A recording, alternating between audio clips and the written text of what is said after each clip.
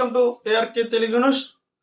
నరేంద్ర మోడీ నాయకత్వంలోని ఏర్పడే ఎన్డీఏ ప్రభుత్వంలో అనగా 3-0 ప్రభుత్వంలో తెలుగుదేశం పార్టీకి 2 కేబినెట్ మంత్రి పదవులు, 1 సహాయ మంత్రి, లోక్సభ డిప్యూటీ స్పీకర్ పదవిని ఇవ్వాలని నరేంద్ర మోడీ తెలియజేయడం జరిగింది.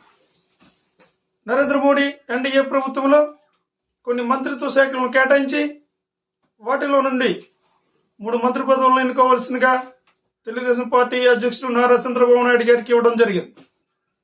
ఈరోజు రాత్రి 7 గంటలలోపు ఈ 3 మంత్రి పదవులను ఎన్నుకుని బీజేపీకి తెలియజేయవలసిందిగా కోరారు. ఎన్డీఏ ప్రభుత్వంలో ఏ శాఖలను ఎన్నుకోమన్నారో ఒకసారి చూద్దాం. విమానయాన శాఖ, వైద్య ఆరోగ్య శాఖ, ఐటీ కమ్యూనికేషన్ల శాఖ, ఉక్కు శాఖ, సామాజిక సంక్షేమ శాఖ, టూరిజం శాఖలను ఈ 6 3 ఎన్నుకుని సాయంత్రానికి తెలియజేయవలసిందిగా తెలియజేశారు. వీటిలో 3 శాఖలను తెలుగుదేశం పార్టీ అధ్యక్షుడు నారా చంద్రబాబు నాయుడు గారు ఎన్నుకోవాల్సి ఉంటుంది. నరేంద్ర మోడీ ప్రభుత్వం ఈరోజు సాయంత్రానికి మొత్తం కేబినెట్ కూర్పు చేయాలని చూస్తుంది. రేపు జరగబోయే ప్రమాణ స్వీకారానికి ఈ కేబినెట్ కూర్పు రెడీ చేయాలని చూస్తుంది. చంద్రబాబు నాయుడు తెలుగుదేశం పార్టీలో ఎవరెవరికి ఈ 3 మంత్రి పదవులు, లోక్సభ డిప్యూటీ స్పీకర్ పదవి ఇస్తారో చూడాలి.